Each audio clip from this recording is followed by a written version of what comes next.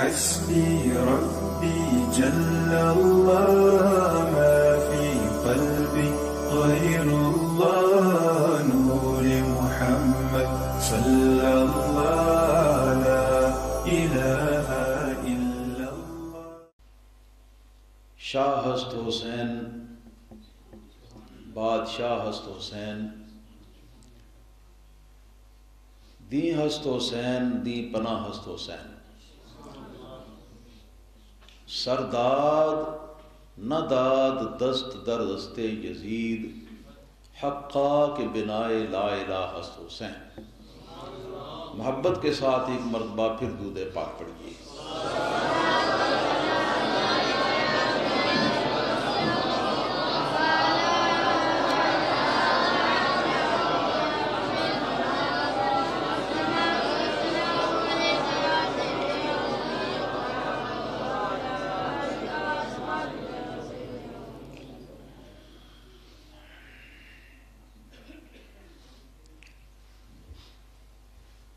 معزز و محترم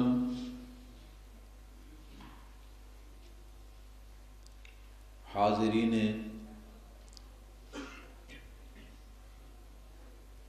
جلسہ،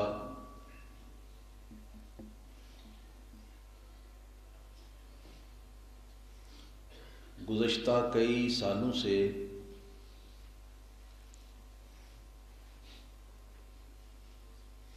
الجامعۃ الاشرفیہ کی بزم طلبائے بزم قادریہ اشرفیہ کے زیر اہتمام 10ویں محرم الحرام کو انتہائی مختصر وقت میں یہ جلسہ ذکر شہداء کربلا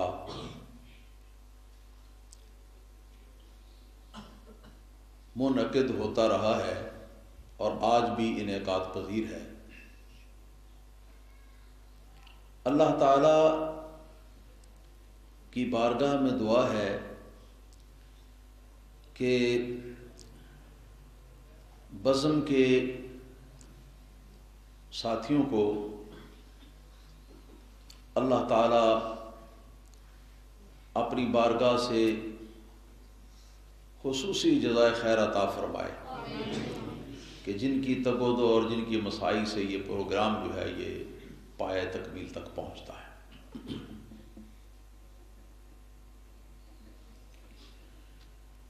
اور اس کے بعد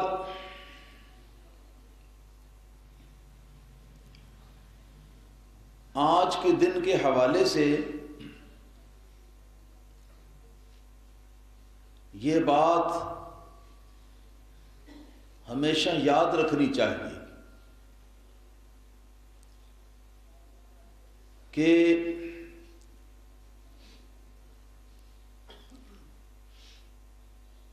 یزید کی بدکرداری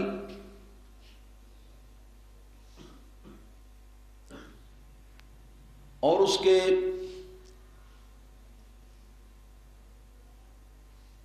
فسق و فجور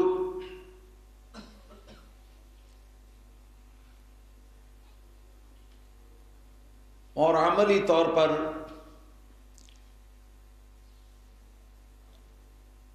شریعت اسلامیہ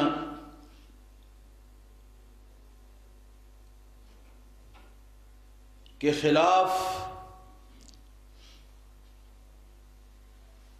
جو اس نے کردار انجام دیے، جو اس نے کرتوت کیے،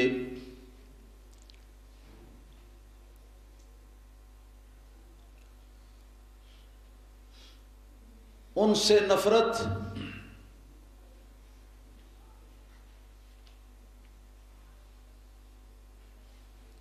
اور حق کے ساتھ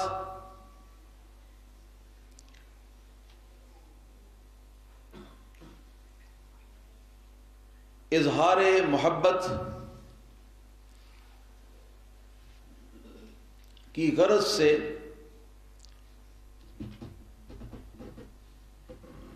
یہ واقع کرب و بلا منعقد ہوا.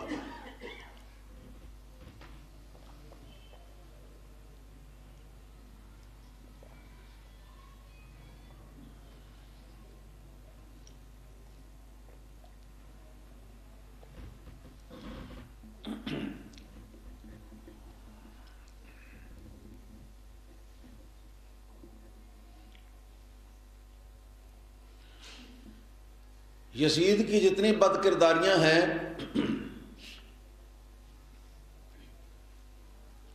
ان کا تعلق عمل کے ساتھ ہے.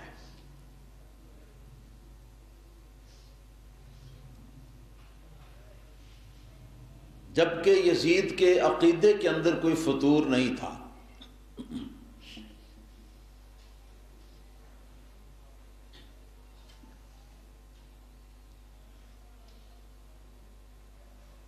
اور اسلامی تعلیمات جو ہیں وہ دو حصے ہیں.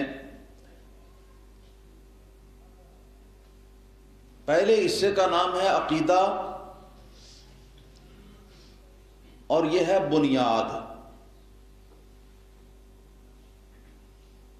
اور دوسرے حصے کا نام ہے عمل.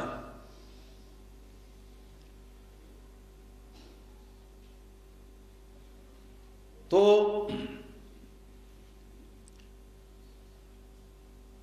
اس زمانے میں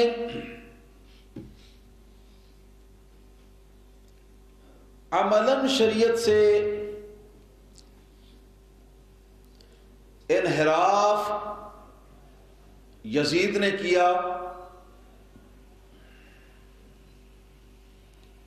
اور اس کے خلاف امام حسین رضی اللہ تعالیٰ عنہ نے اتنا بڑا عظیم معرکہ کربلا برپا کیا.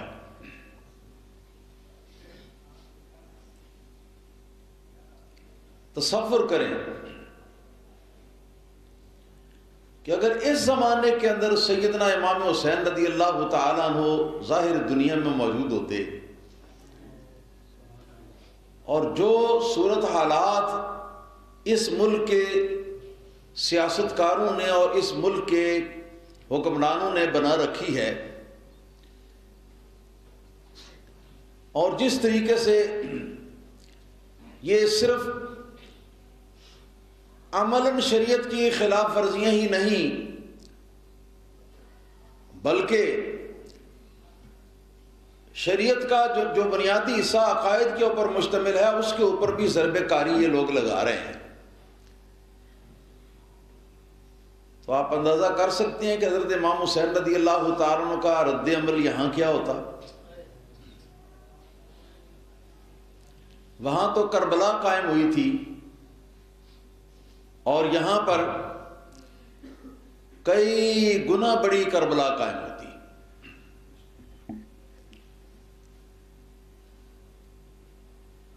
میرے دوستو، عمل کی حیثیت جو ہے وہ ثانوی ہے، دوسرے نمبر پر ہے. عقیدہ جو ہے وہ اول ہے اور بنیاد ہے.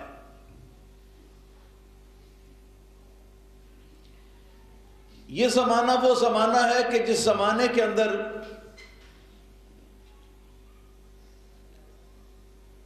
صحیح اسلامی عقیدے کے اوپر وار کیے جا رہے ہیں.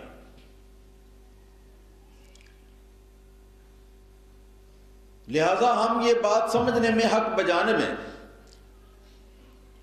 کہ وہ امام حسین رضی اللہ تعالیٰ عنہ جو ایک حاکم کی بد کرداری اور اس کے ظلم و ستم کی حالت کے اندر اس کو امیر المومنین یا خلیفۃ المسلمین ماننے کے لیے تیار نہ تھے، اور اس پاداش میں انہوں نے معرکہ کربلا قائم کیا تھا.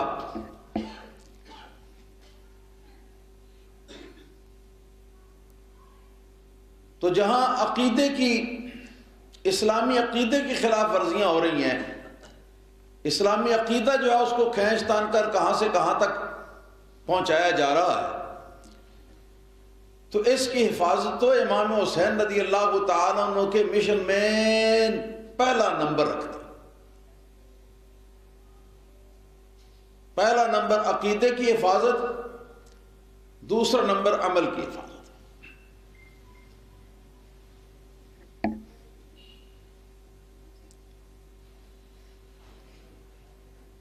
میرا جو موضوع رکھا گیا ہے آج کی گفتگو کے لیے،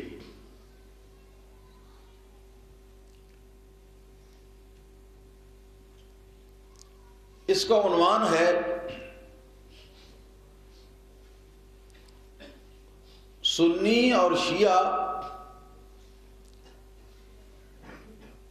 اہل بیت کی عدالت۔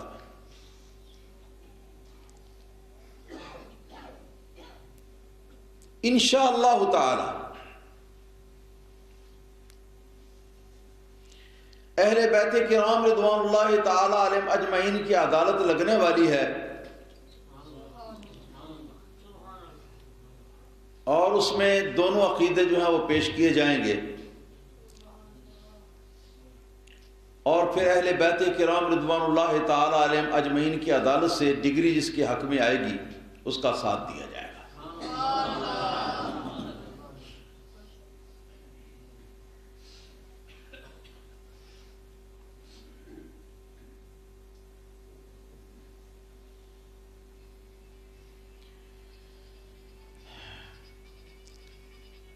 یاد رکھیں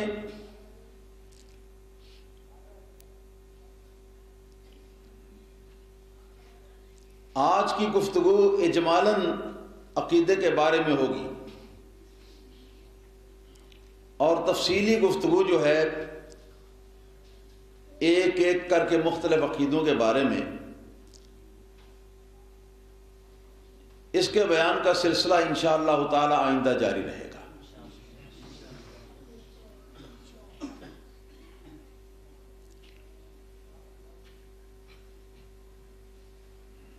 تو ہمارا موقف یہ ہے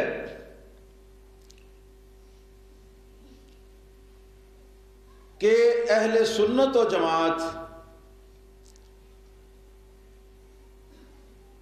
کا عقیدہ برحق ہے،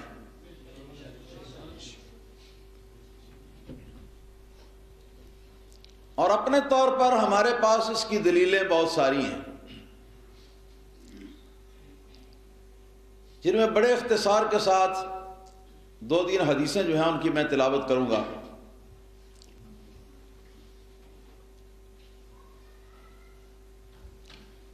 نمبر 1 یہ کہ قرآن کریم کے اندر اللہ تعالیٰ نے قیامت کے روز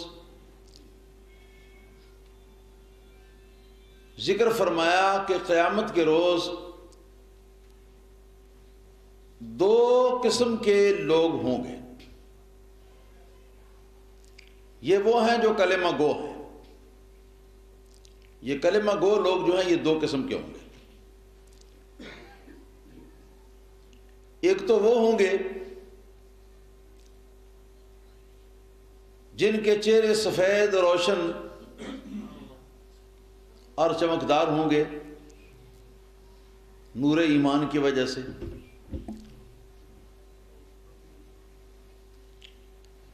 اور دوسرے وہ لوگ ہوں گے کہ جن کے چہرے سیاہ تاریک پژمردہ پھٹکار زدہ ہوں گے، ان کے عقیدے کی کالک اور عقیدے کی نحوست اور عقیدے کی ظلمت اور تاریکی کی وجہ سے۔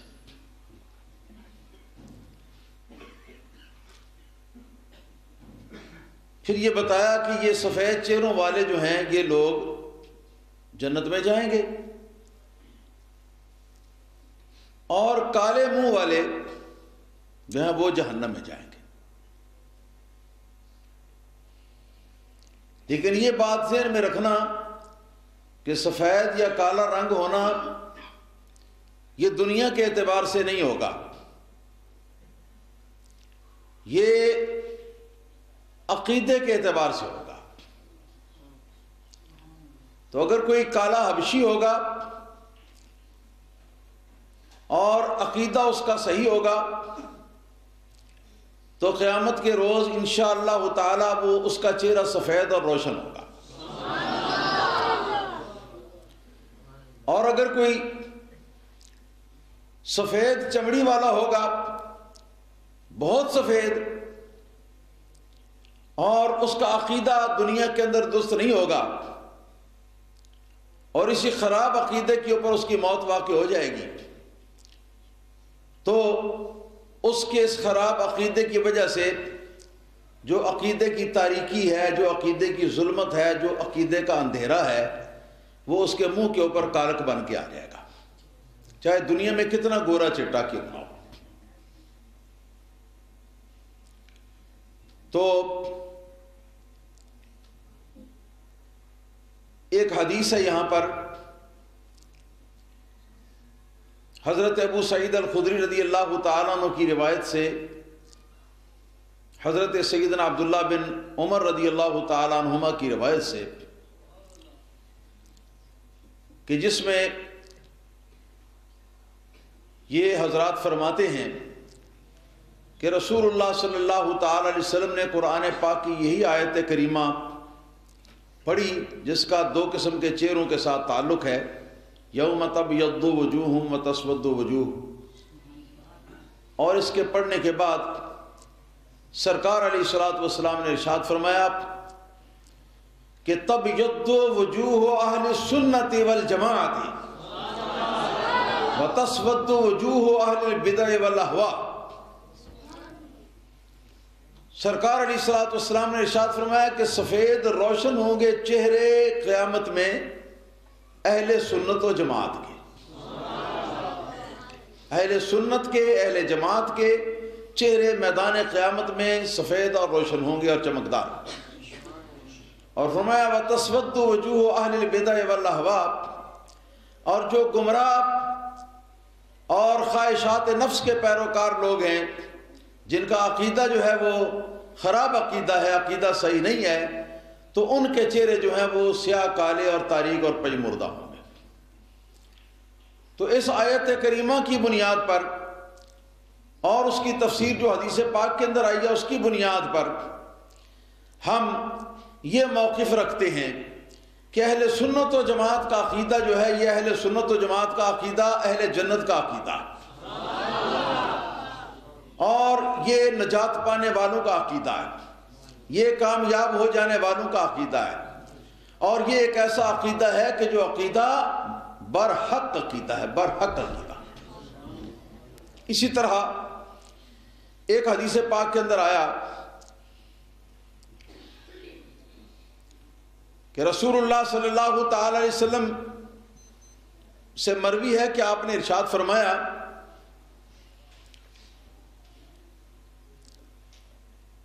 من سرہ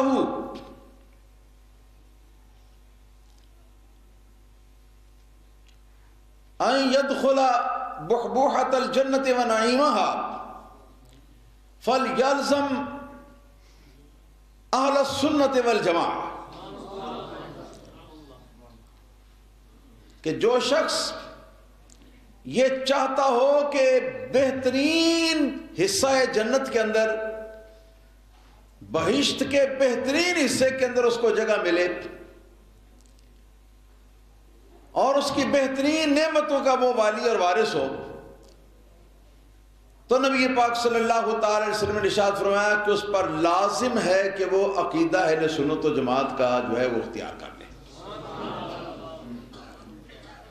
اس حدیث کی روح سے بھی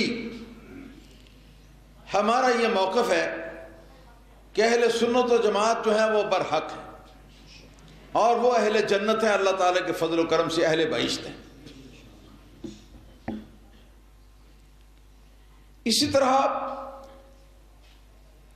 اور بھی احادیث طیبہ جو ہیں وہ موجود ہیں، مگر صرف ایک نمونہ پیش کرنا تھا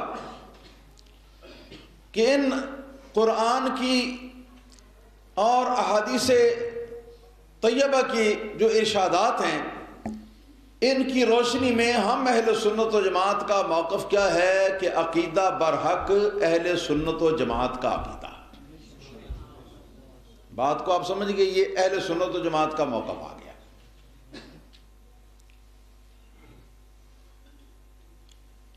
اور اب اس کے بعد وہ حضرات جو اپنے آپ کو شیعہ کہتے ہیں،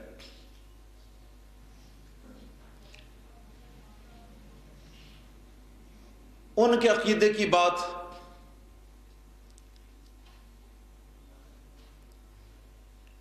شیعہ حضرات یہ دعویٰ رکھتے ہیں، یہ موقف اختیار کرتے ہیں کہ جنت میں صرف شیعہ جائے گا اور شیعہ کے علاوہ کوئی بندہ جنت کے اندر داخل نہ ہو سکے گا۔ جنت شیعوں کے لیے بنی ہے اور شیعہ جنت کے لیے بنے، ان کا یہ عقیدہ۔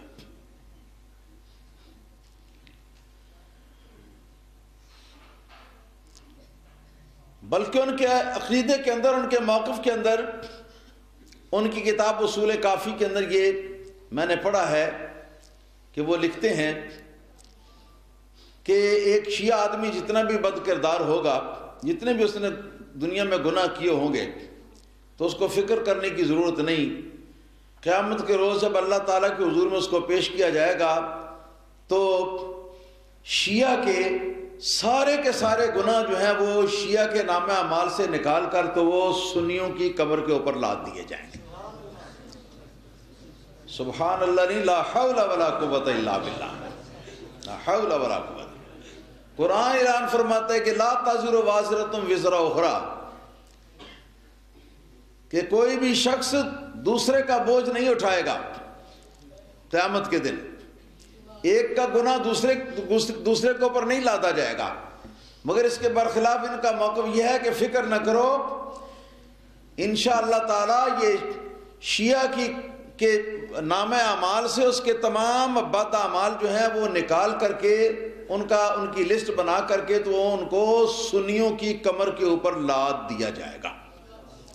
یہ ان کی حدیث کے الفاظ ہیں جو میں آپ حضرات کے سامنے پڑھ رہا ہوں۔ یہ ان کا عقیدہ ہے۔ اس عقیدے کی بنا پر شیعہ حضرات کا موقف یہ ہے کہ اہل حق اور اہل جنت صرف شیعہ۔ بات سمجھ رہے ہیں آپ؟ کیوں بھائی توجہ ہے؟ اہل سنت و جماعت کا موقف کیا ہے کہ اہل جنت اور اہل حق اہل سنت و جماعت ہے، اور عقیدہ اہل سنت و جماعت پر حق ہے۔ ان لوگوں کا موقف جو ہے وہ یہ ہے کہ شیعہ مذہب پر حق ہے، شیعہ مذہب پر حق ہے، اور شیعہ جو ہے وہ اہل حق ہیں اور اہل جنت ہیں۔ یہ دونوں حضرات کے موقف جو ہیں وہ سامنے آ گئے، اور عدالت ہے کس کی؟ اہل بیت کرام رضوان اللہ تعالی علیہم اجمعین کی۔ تو اس سلسلے میں اب ہم دونوں فریق پیش خدمت ہیں۔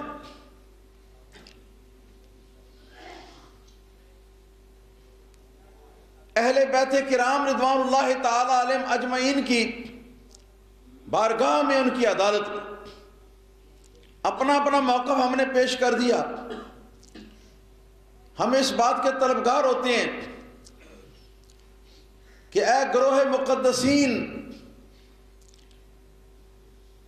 اے پیشوایان اہل بیت رسول صلی اللہ تعالی علیہ وآلہ وسلم،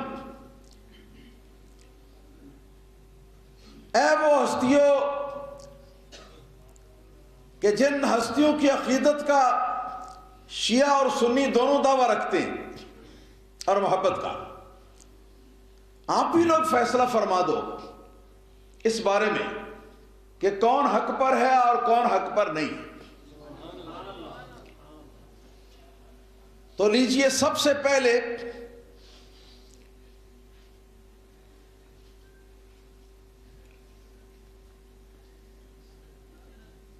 حضرت علی المرتضی شیر خدا رضی اللہ تعالی عنہ، جو کہ اس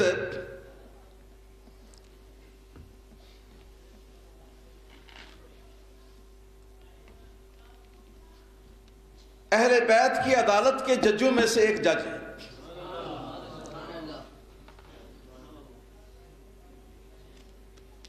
یہ ان کا میں ایک ارشاد گرامی آپ حضرات کے سامنے پیش کرتا ہوں، اور اس سے میں اپنی گفتگو کا آغاز کر رہا ہوں۔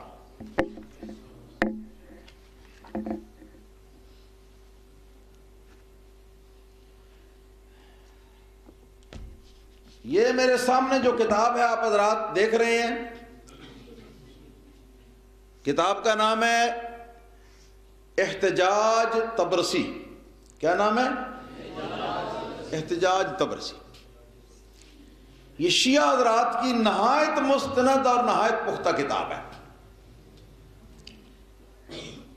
علامہ محمد بن علی بن ابی طالب طبرسی اس کا مصنف ہے. کتاب ایران کی چھپی ہوئی ہے، پہلی جلد ہے اور صفحہ نمبر ہے اس کا 625.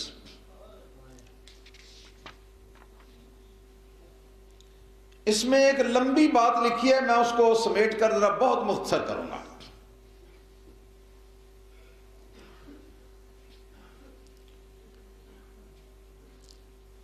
صفحہ نمبر 625 ہے.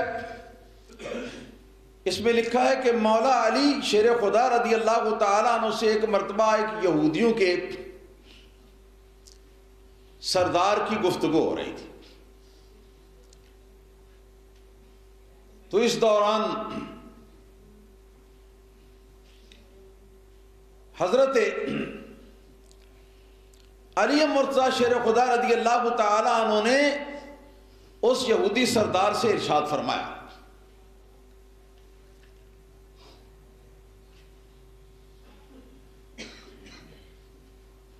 کہ یہود حضرت موسیٰ علیہ السلام کے وصال کے بعد 71 فرقے بن گئے تھے. کتنے؟ 71 فرقے بن گئے تھے. ان میں سے ایک جنت میں گیا، باقی سارے جہنم رسید ہوئے. پھر فرمایا کہ حضرت عیسیٰ علیہ السلام کے آسمان پر اٹھا لیے جانے کے بعد عیسیٰ علیہ السلام کے ماننے والے نصارہ جو ہیں یہ 72 فرقوں میں تقسیم ہو گئے. ان 72 میں سے 71 جو ہیں وہ جہنم رسید ہوئے اور ایک ان میں سے بچ کر کے تو وہ جنتی بنا. پھر ارشاد فرمایا وَتَفْتَرِقُ هَذِهِ الْأُمَّةُ عَلَى 73 فِرْقَةٍ، کہ یہ امت محمد رسول اللہ صلی اللہ علیہ وسلم کی امت جو ہے یہ 73 فرقوں پر تقسیم ہو جائے گی. کتنے فرقے بن جائیں گے؟ 73 فرقے بن جائیں گے. اثنتان وسبعون فرقۃ فی النار، 72 فرقے جہنم رسید ہوں گے.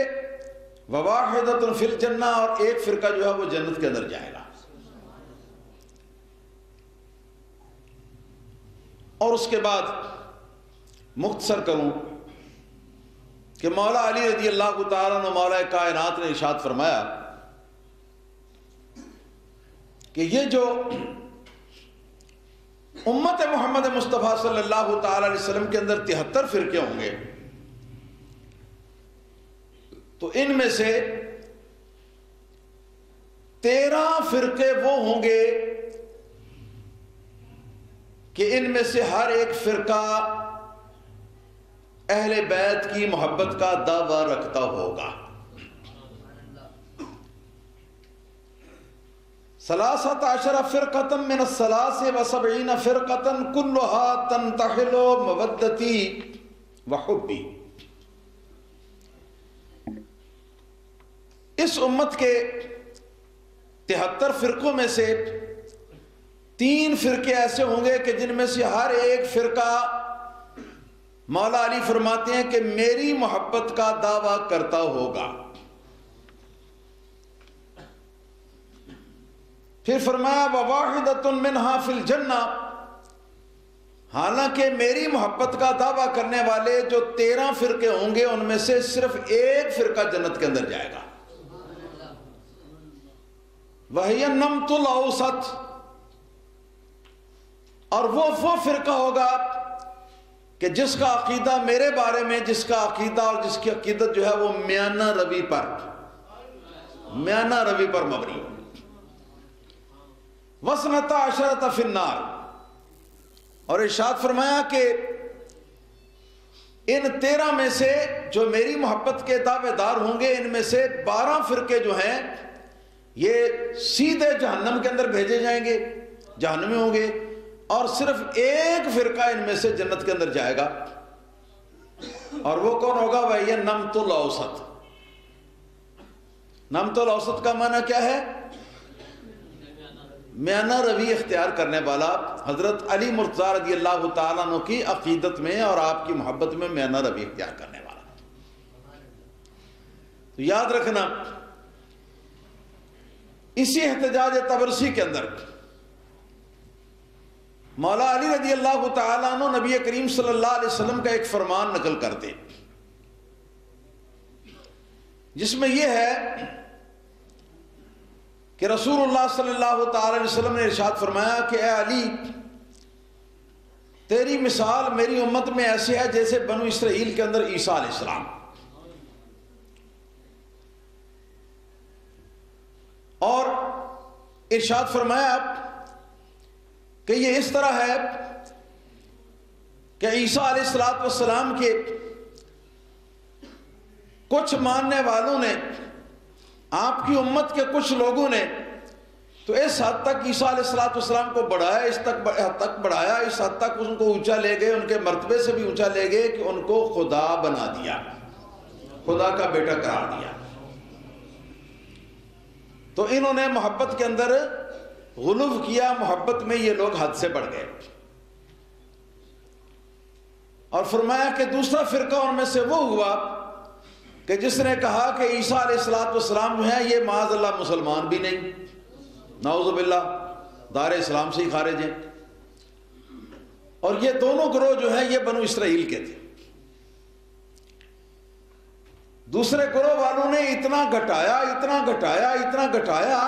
کہ مولا علی رضی اللہ تعالیٰ عنہ کے مرتبے سے گھٹا کر تو ان کو ایک عام مسلمان کے برابر بھی نہیں رہنے دیا، بلکہ نہ حضرت عیسیٰ علیہ السلام کو ایک عام مسلمان کے مرتبے پر بھی نہیں رہنے دیا، بلکہ اس سے بھی گھٹا کر تو اس کو ان کو کافر قرار دیا، کفر کا فتویٰ دیا۔ اسی طرح سرکار فرماتے ہیں کہ علی، تیرے بارے میں بھی میری امت کے اندر دو گروہ ہوں گے، ایک گروہ تو وہ ہوگا جو جس شان پر تو ہے اور جو تیرا اصلی مقام ہے اس مقام سے اتنا زیادہ اونچا کرے گا کہ حد سے بڑھا دے گا، اور ایک گروہ میری امت کے اندر وہ ہوگا کہ جو تجھے اتنا نیچے لائے گا کہ تجھے مسلمانوں کے دائرے سے ہی خارج کر دے گا، نعوذ باللہ ثم نعوذ باللہ۔ تو اس طرح حضرت عیسیٰ علیہ السلام کی مثال ہے حضرت علی مرتضیٰ رضی اللہ تعالیٰ عنہ اس امت کے اندر، جس طرح کہ عیسیٰ علیہ السلام جو ہیں وہ بنو اسرائیل کے اندر ہے۔ یہ بات اگر آپ کے سمجھ شریف میں آ گئی ہے تو اب یہ جو افراط اور تفریط، دو چیزیں ہوتی ہیں نا، افراط و تفریط بولتے ہیں نا۔ افراط کا معنی کیا ہوتا ہے؟ کسی چیز کی جو حد ہے اس حد سے اس کو بڑھا دینا، یہ افراط ہوتا ہے۔ اور تفریط کیا ہوتا ہے؟ تفریط یہ ہوتا ہے کہ کسی چیز کی جو حد ہے نا اس حد سے اس کو گھٹا دینا، جتنی حد اس کی ہے اتنا بھی نہ ماننا، اس سے گھٹا دینا۔ تو قربان جاؤں میں مخبر صادق محمد رسول اللہ صلی اللہ تعالی علیہ وسلم کی ارشاد پاک کے کیسا ہی ہوا۔ تاریخ کے طالب علم جانتے ہیں کہ حضرت علی مرتضیٰ رضی اللہ تعالیٰ عنہ کے دور میں خارجی ایک وہ گروہ تھا جو مولا علی رضی اللہ تعالیٰ عنہ کے پیروکاروں میں تھا، اور اس گروہ نے بالآخر یہ فتویٰ دیا کہ حضرت علی مرتضیٰ رضی اللہ تعالیٰ عنہ جو ہیں یہ دار اسلام سے خارج ہو گئے، یہ مسلمان نہیں رہے۔ خارجیوں نے یہ کام کیا، اور یہ بات بھی ذہن میں رکھنی چاہیے کہ خوارج جو ہیں وہ کسی نہ کسی شکل کے اندر ہر زمانے کے اندر موجود رہے ہیں، اس زمانے میں بھی موجود ہیں، اور اس زمانے کے اندر جو ہمارے سامنے خوارج موجود ہیں ان حضرات کو یہ جرأت تو نہیں کہ حضرت علی مرتضیٰ رضی اللہ تعالیٰ عنہ کو مرتبہ ایمان سے بھی گرا دیں نیچے، نعوذ باللہ کفر کا فتویٰ ان کے اوپر دیں۔ یہ فتویٰ دیتے ہو تو وہ ڈرتے ہیں البتہ یہ ان کا وتیرہ ہے کہ مولا علی رضی اللہ تعالیٰ عنہ کی فضائل کی جتنی حدیثیں ہیں ان حدیثوں کی توجیہیں کرتے ہیں، تعویلیں کر کے کسی نہ کسی طریقے سے ایسا پہلو نکالتے ہیں کہ جس پہلو میں حضرت علی مرتضیٰ رضی اللہ تعالیٰ عنہ کی فضیلت باقی نہ رہے۔ تو یہ خوارج ہیں، خوارج کے متبع اور پیروکار ہیں۔ اور رہا آپ کے مرتبے سے ہی آپ کے مقام سے بلند کر دینا، تو اس سلسلہ میں بہت دور نہیں جانا چاہوں گا کہ وقت بڑا کم ہے۔ سب سے پہلے تو یہ یاد رکھیں کہ شیعہ حضرات کا فرقہ اثنا عشری جس کے ساتھ ہمارا اس وقت معاملہ ہے، جو پاکستان میں فرقہ بکثرت پایا جاتا ہے، ان حضرات کے مذہب کے مستند لٹریچر کے اندر، مستند ترین لٹریچر کے اندر یہ لکھا ہے، کئی جگہ پر لکھا ہے کہ قرآن پاک میں الہ کا لفظ آیا ہے۔ الہ سمجھتے ہو کس کو کہتے ہیں؟ بولو، الہ کس کو کہتے ہیں؟ اللہ پاک کو کہتے ہیں۔ تو نام لفظ الہ کا آیا ہے اور اس کا ترجمہ جو ہے وہ حضرت علی کے ساتھ کیا ہے۔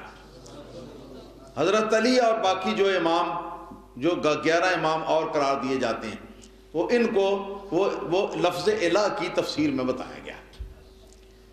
اسی طرح قرآن کریم کے اندر ایک جگہ پر رسول کا لفظ آیا ہے، اور رسول کے لفظ کے نیچے یہ شیعہ اثنا عشری فرقے کے جو محدثین ہیں اور جو ان کے مفسرین ہیں، انہوں نے واضح طور پر واشگاف الفاظ کے اندر لکھا کہ یہاں رسول 12 اماموں کو کہا گیا ہے، یہاں رسول 12 اماموں کو کہا گیا ہے۔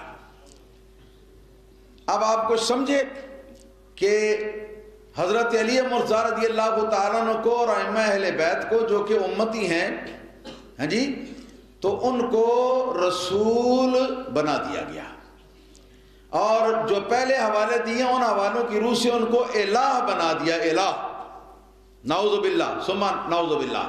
تو جب وہ بھی الہ ہے تو لا الہ الا اللہ کلمہ توحید تو نہ رہا۔ پھر لا الہ الا اللہ کا معنی کیا ہے؟ کہ اللہ کے سوا کوئی الہ نہیں، الہ صرف وہی۔ اور یہاں پر یہ سارے امام بھی الہ ہیں جن کے مذہب کی کتابوں کے اندر لکھا ہوا ہے۔ اسی طرح ان کی تفسیر ابو بکر عیاشی ہے، تفسیر عیاشی میری لائبریری کے اندر موجود ہے، 2 جلدوں میں، نہایت قدیم تفسیر ہے شیعہ فرقے کی۔ اس تفسیر کے اندر یہ لکھا ہے زیر آیہ کریمہ فَتَلَقَّى آدَمُ مِن رَبِّهِ كَلِمَاتٍ فَتَابَ عَلَيْهِ۔ حضرت آدم علیہ السلام کا قصہ لکھا ہے کہ جب انہوں نے اللہ تعالیٰ کی بارگاہ میں توبہ کی اور اللہ تعالیٰ کی بارگاہ میں معافی کے خواستگار ہوئے، تو اس وقت حضرت آدم علیہ السلام نے اللہ تعالیٰ سے سیکھ لیے چند کلمات، تو ان کلمات کو پیش کیا تو ان کی برکت سے حضرت آدم علیہ السلام کی توبہ قبول ہو گئی۔ یہ قرآن کریم کی آیت کا سلیس مفہوم جو ہے میں نے آپ کے سامنے بیان کیا۔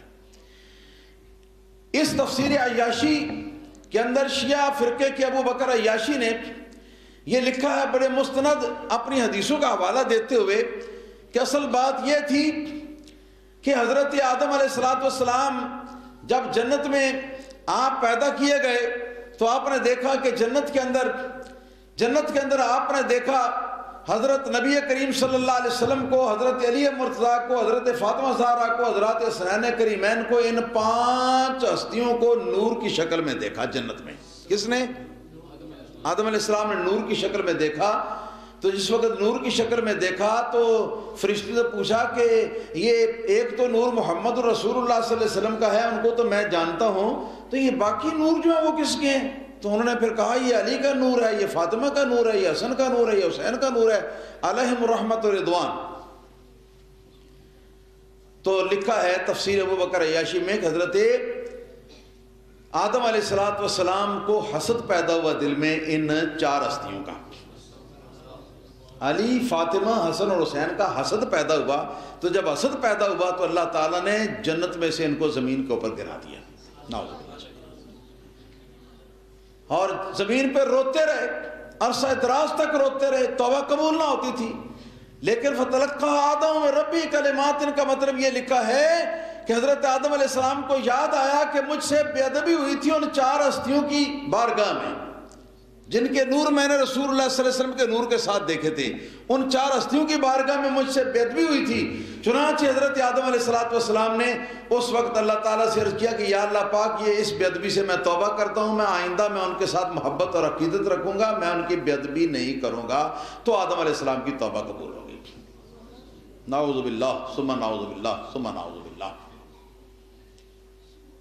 سمجھ میں آپ کو بات آئی ہے کہ حضرت علی مرتضیٰ اور ائمہ اہل بیت کو ان کے مرتبے سے اتنا بڑھا دیا کہ ان کے مرتبے سے کہ اللہ تعالیٰ کے پیغمبروں کو ان کے سامنے نعوذ باللہ ان کو رسوا کیا گیا, نعوذ باللہ ان کے مرتبے کے سامنے نیچ دکھایا گیا. اسی طرح اسی شیعہ فرقے کی کتاب انوار نعمانیہ کے اندر تفصیل کے ساتھ موجود ہے کہ آدم علیہ السلام سے لے کر توجہ آدم علیہ السلام سے لے کر حضرت عیسیٰ علیہ السلام تک جس پیغمبر پر جو بھی آزمائش آئی ہے, جو بھی تکلیف آئی ہے, وہ صرف اس بنا پر آئی ہے کہ ان پیغمبروں نے حضرت علی, حضرت فاطمہ, حضرت حسن و حضرت حسین ان 4 سے حسد کیا تھا اور ان 4 کی بے ادبی کی تھی. نو پھر لکھا ہے کہ نوح علیہ السلام پر جو طوفان آیا تھا وہ بھی اسی وجہ سے آیا تھا. ابراہیم علیہ السلام کو جو آگ میں گرایا گیا تھا اسی وجہ سے گرایا گیا تھا. حضرت ایوب علیہ السلام پر جو خطرناک قسم کی بیماری آئی تھی وہ بھی اسی وجہ سے آئی تھی. یوسف علیہ السلام کو جو 12 برس تک جیل میں رہنا پڑا تھا وہ بھی اسی بنا پر رہنا پڑا تھا, وغیرہ وغیرہ وغیرہ. تمام انبیاء کرام پر یہ بات فٹ کر دی. تو یہ ہے حد سے بڑھانا. جیسا خارجیوں نے آپ کی شان کو گھٹایا یہ ہے تفریط, اور خارجیوں کے مقابلے میں رافضیوں نے اور شیعوں نے ان کی شان کو اتنا بڑھایا کہ کہیں ان کو اللہ تعالیٰ کے پیغمبروں سے بڑھ کر قرار دے دیا, کہیں اللہ تعالیٰ کا پیغمبر قرار دے دیا, کہیں پر الہ قرار دے دیا کہ جس کے اوپر تو اور مرتبہ ہی کوئی نہیں. اور یہ ساری باتیں جو ہیں یہ میں نے زبانی خلاصے کے انداز میں آپ کے سامنے عرض کر دی ہیں. پوری تفصیل لفظ بلفظ نہیں کر سکا وقت کی کمی کے پیش نظر. یہ صرف ایک کتاب اس وقت میرے ہاتھ میں اردو کی موجود ہے جس کا نام ہے جلاء العیون جلد 2. مصنف علامہ ملا باقر مجلسی, یہ شیعہ رائٹر ہے, بہت بڑا محقق ہے شیعہ مذہب کا اور بڑا مانا ہوا فرد ہے. تو اس کتاب کا, یہ فارسی میں کتاب تھی, اس کا اردو ترجمہ جو ہے یہ شیعہ حضرات کے مولانا ظہور الحسن کوثر بحریلوی ملتانی جو ہیں انہوں نے اس کا اردو میں ترجمہ کیا. تو اس کے مقدمے کے اندر, اردو ترجمے کے مقدمے کے اندر انہوں نے ایک روایت جو ہے وہ نقل کی ہے. راوی اس کا ابو البصیر ایک شیعہ ہے جو امام جعفر صادق رضی اللہ تعالیٰ عنہ کے بارے میں کہتے ہیں کہ امام جعفر صادق کا شاگرد تھا. یہ کہتے ہیں, واللہ عالم بالصواب, ہمارے پاس تو اس کا کوئی ثبوت نہیں, لیکن ایک شیعہ تھا. تو انہوں نے اپنی کتاب میں لکھا ہے, یہ جو کچھ لکھا ہے یہ انہوں نے حضرت امام جعفر صادق رضی اللہ تعالیٰ عنہ کی زبانی بیان کیا ہے کہ امام جعفر صادق نے یہ فرمایا. لیکن نعوذ باللہ من ھذا الکذب والزور والبہتان, ہم تو کبھی بھی اس کو حضرت امام جعفر صادق کا فرمان نہیں سمجھتے, لیکن چونکہ شیعوں نے لکھا ہے لہذا شیعہ حضرات کے اوپر حجت تو ہے, وہ تو اس کو مانتے ہیں. لکھا ہے جی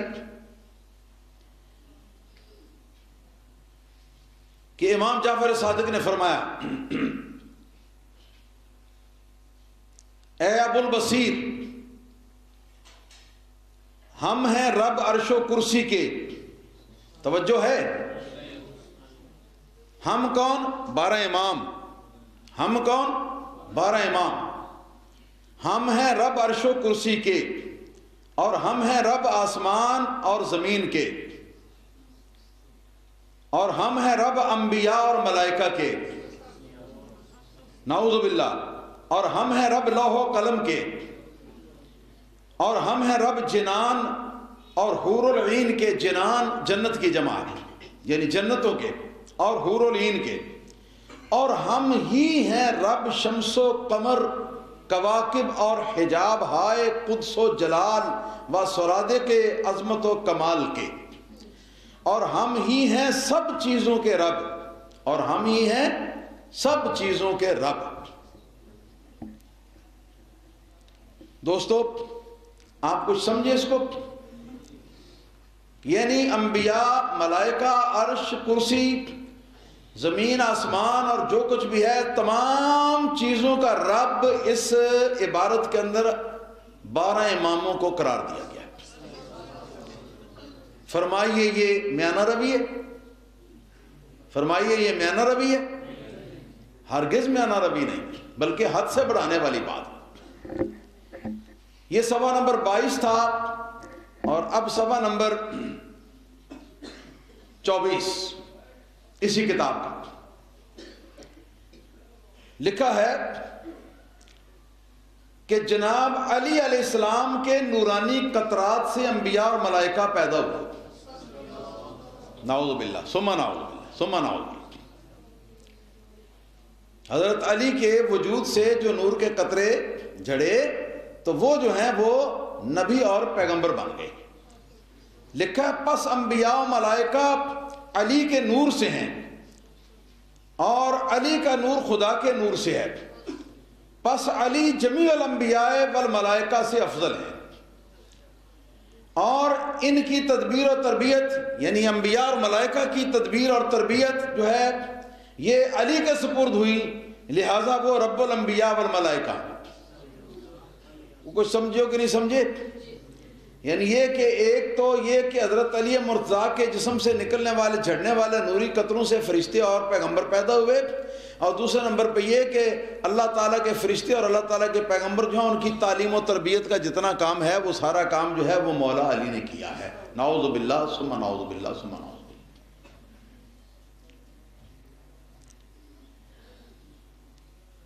اسی کے صفحہ نمبر 25 پر لکھا ہے، یہ آخری اقتباس ہے اس کے کتاب کے اقتباسات میں سے۔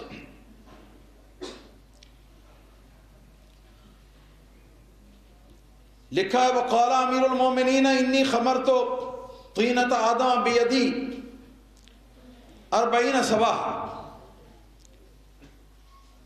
لکھا ہے کہ مولا علی کہتے ہیں کہ میں نے آدم علیہ السلام کی طینت یعنی مٹی کو 40 روز تک اپنے ہاتھوں سے گوندھ کر تیار کیا۔ نعوذ باللہ ثم نعوذ باللہ ثم نعوذ باللہ ثم نعوذ۔ آپ اندازہ فرما رہے ہیں اس غلوب کا اور اس حد سے بڑھنے کا معاملہ جو ہے، تو پتہ چلا کہ مولا علی کا یہ فرمانا کہ 13 فرقے 73 میں سے میری محبت کے دعوے دار ہوں گے، اور ان میں سے صرف ایک جنت میں جائے گا، اور وہ نمط اوسط ہوگا یعنی میانہ روی اختیار کرنے والا، میری محبت کے بارے میں، میری عقیدت کے بارے میں میانہ روی اختیار کرنے والا، اور باقی 12 میری محبت کا دعویٰ کریں گے اور جائیں گے جہنم۔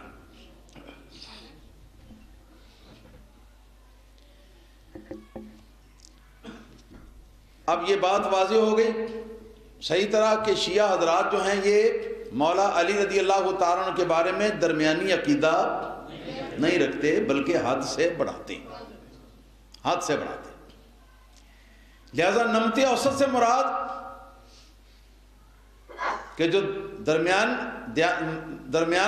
میانہ روی والی چال چلنے والا میری محبت کے سلسلے میں جو فرقہ ہے وہ جنت کے اندر جائے گا، تو وہ فرقہ جو ہے وہ نہ خوارج ہیں جو شان گھٹاتے ہیں، اور نہ وہ روافض اور شیعہ ہیں جو کہ اتنا بڑھاتے ہیں حد سے زیادہ، بلکہ وہ کون ہیں؟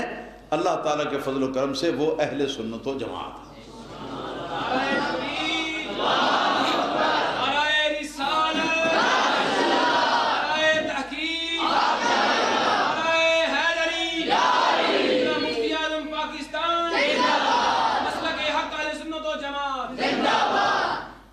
ہمارا عقیدہ یہ ہے کہ مولا علی شیر خدا رضی اللہ تعالیٰ عنہ مظہر العجائب والغرائب ہیں۔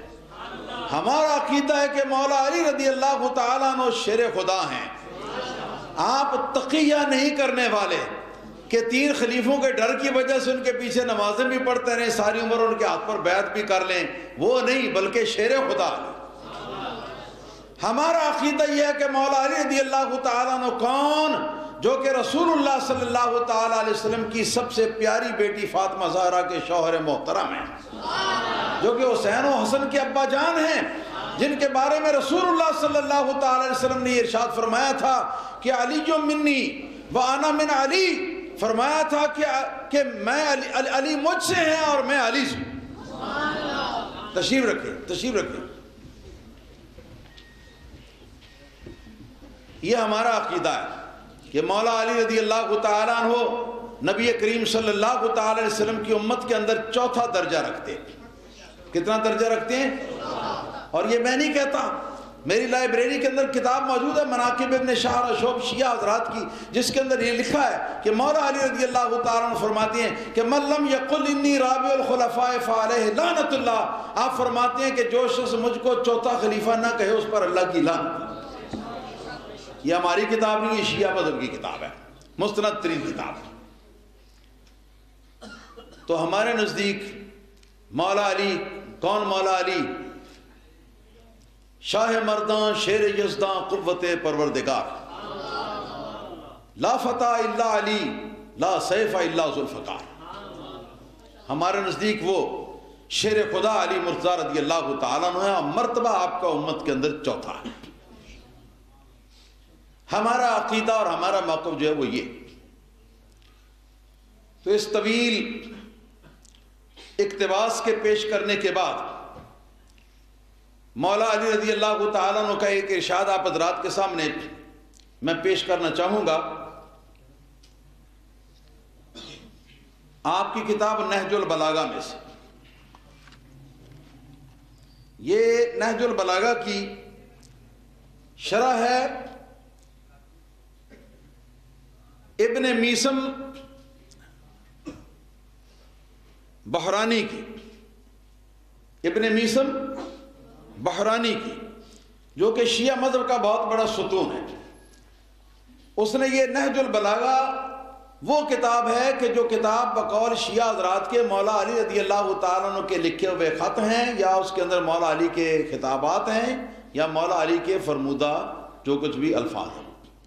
تو ان میں یہ لکھا کہ مولا علی فرماتے ہیں، صفحہ نمبر جلد نمبر اس کی ہے 3 اور صفحہ نمبر ہے اس کا 133 میں لکھا ہے وَسَيَحْلِقُ فِيَّ صِنْفَانِ۔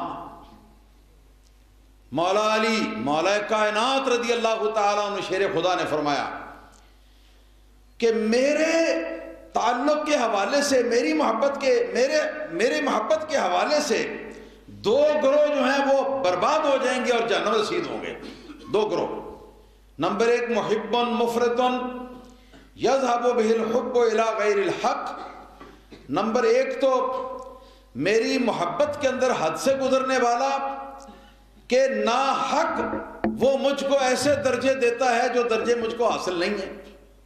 ایک تو وہ گروہ جو ہے وہ بھی جہنم میں جائے گا، اور فرمایا وَمُبْغِضٌ مُفَرِّطٌ یذهب به البغض الى غیر الحق، اور ایک وہ شخص کہ جو مجھ سے اناد رکھتا ہو اور اس لیے میری شان کو گھٹاتا ہو، جتنی شان میری اللہ اور اللہ کے رسول نے رکھی ہے وہ اتنی کو بھی نہ مانتا ہو، اس سے بھی مجھ کو گھٹانے کی کوشش کرتا ہو، تو وہ گروہ جو ہے وہ گروہ بھی جہنم کے اندر جائے گا۔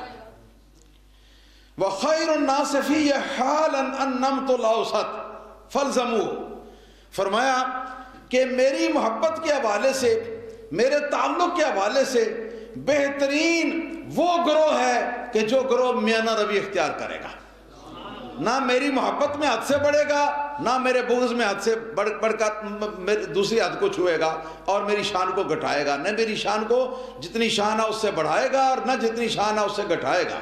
تو وہ نمط الاوسط جو ہے، میانہ روی اختیار کرنے والا جو گروہ ہے، فرمایا کہ وہ سب لوگوں میں سے بہترین گروہ ہے۔ فَالْزَمُوهُ، تو اے لوگو اسی کو لازم پکڑو، اسی کو لازم پکڑو۔